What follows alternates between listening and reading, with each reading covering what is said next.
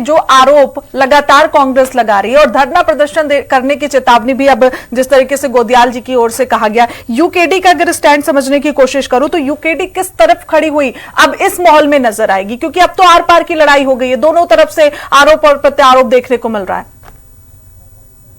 देखिए, सही सवाल किया श्रेया जी आपने। इन दोनों को आपने राष्ट्रीय पार्टी होने के नाते 15 से ज्यादा मिनट दे दिए हैं। विपक्ष के रूप में जो मैं बात बोलूंगा वो बात साबित करेगी कि दोनों राष्ट्रीय पार्टियां महिला विरोधी हैं। अगर आप मेरे को बीच में इंटरप्ट नहीं करेंगे तो बात को आप समझेंगे और इनको अगर ये उस पर जवाब दे दें तो मैं मानूंगा दोनों राष्ट्रीय पार्टियों के प्रवक्ता विद्वान हैं, मैं गलत बोल रहा हूं।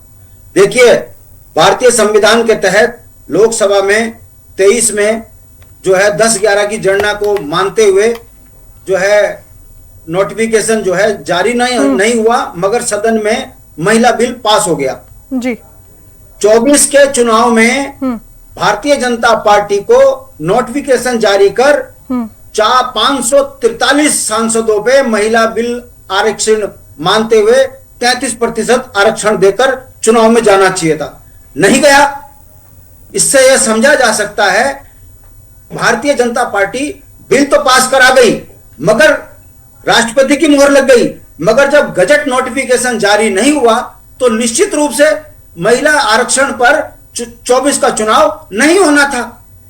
अब भारतीय जनता पार्टी ने महिला विरोधी अपना चरित्र 23 में दिखा दिया, क्योंकि 24 की में महिला आरक्षण का लाभ उन्होंने महिलाओं को नहीं दिया, आदि आबादी को। अब आ जाइए 26 में, जब भारतीय जनता पार्टी की राजनीतिक रूप से हर जगह छिछिलेबाजी हो रही है तो महिलाओं की आड़ में छुपकर भारतीय जनता पार्टी जो परिसीमन विधेयक लेकर आई है और 850 सांसद महिला के नाम से बढ़ाने की बात कही है, तो उस पर संसद में इस बात पर चर्चा हुई है कि जिस महिला आरक्षण बिल को आप बात कर रहे हो वो तो लागू ही नहीं हुआ।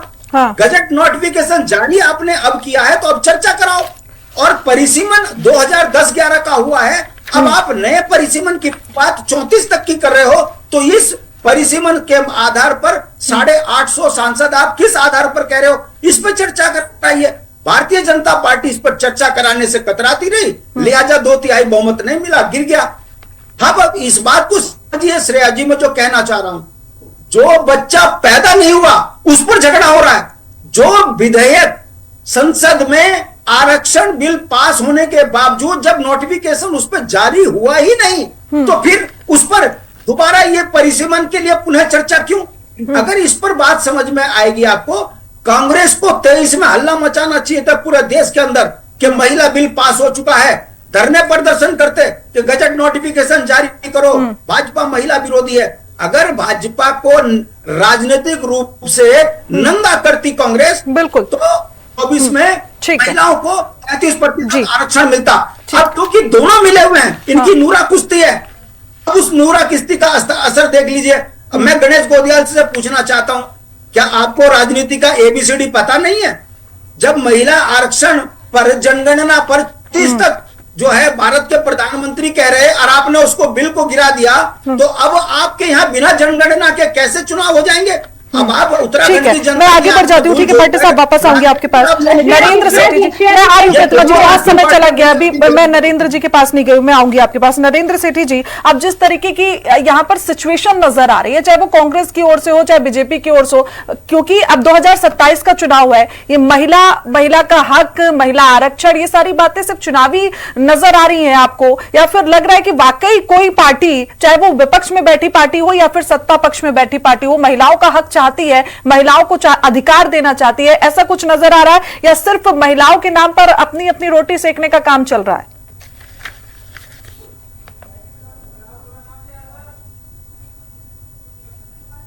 सेठी साहब, आपने म्यूट किया हुआ, अनम्यूट कर लीजिए। जी श्रेया जी, आपने कहा रोटी सेकने का काम कर रहे हैं। मुझे लगता है खाली रोटी सेकने नहीं, कि तो परांठा और लच्छा परांठा भी बनाने का काम कर रहे हैं। और आपको बहुत स्पष्ट बताना चाहूंगा कि इनको अगर 75 साल के बाद महिला आरक्षण की याद आई तो सलाम है इन नेताओं को, जिनको इतनी जल्दी याद आ गई कि हम देश की आधी आबादी को हमने आरक्षण देना है और उनको आरक्षण देकर उनको बलवान करना है, ये इनका ध्यान आ गया। अब बात आती है कि आप एन चुनाव के समय पर इतनी जबरदस्त आपका घमासान और इतनी कुश्ती क्यों चलनी शुरू हो गई। उसके पीछे का कारण सीधा सीधा सा स्पष्ट है। हमारी सरकारें इस बात को तो प्रोत्साहित करती हैं कि जिस समय कोरोना आया उसके बाद हम ऑनलाइन की तरफ स्विच ओवर हो गए और स्टाफ में कटौती हो गई और बाहर विदेशों में प्रदर्शन हुए इस बात को लेकर। और जब एआई आया तो एआई के बाद प्रदर्शन होने शुरू हुए कि लोगों के रोजगार खत्म हो गए और वहां पे जहां 100 का स्टाफ था वहां घटाकर इवन मीडिया लाइन में भी उनका स्टाफ घटाकर 30-40% स्टाफ घटाया गया।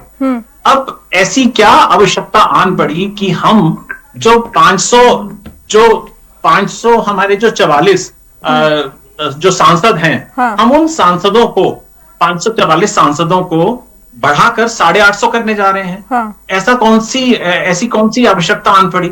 और क्या इन 544 को घटाकर इनको 444 नहीं किया जा सकता। जब किसी राज्य में राष्ट्रपति शासन लागू होता है तो सारे मंत्री दरकिनार हो जाते हैं और केवल राज्यपाल के 4 सलाहकार पूरा प्रदेश चलाते हैं।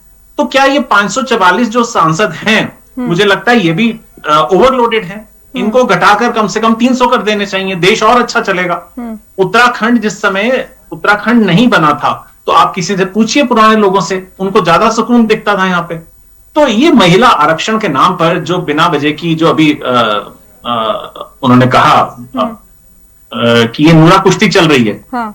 बहुत अच्छी शांति प्रसाद जी ने बात कही। प्रतिमा की एक बात में बहुत सहमत हूं उस बात से कि जनगणना पहले है और बाद में परिसीमन है।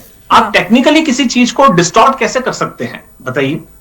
आप संसद में इतना बड़ा एक उस मुद्दे को लेकर हम लोग आगे चल रहे हैं और हम उसको टेक्निकली उसको पार ही नहीं कर रहे हैं। पहले